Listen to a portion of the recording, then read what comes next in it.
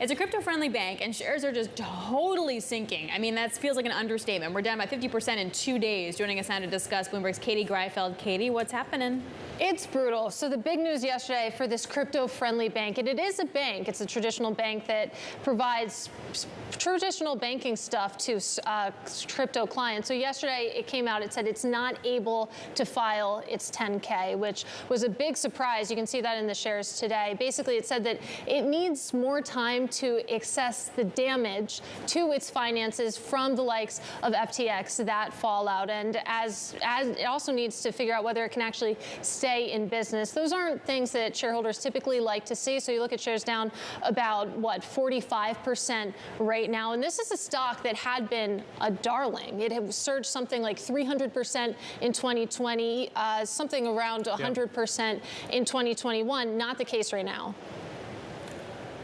Katie, my experience has taught me that when you see a bank in trouble, the second question you want to ask is counterparty risk. What is happening in terms of the connections to the rest of the industry, the rest of the banking industry? You are seeing crypto companies run away from this name right now. We've heard from Coinbase, Galaxy, Paxos just today saying that they're not going to accept or initiate payments through Silvergate. And this really calls into question what regulators are going to do with this happening.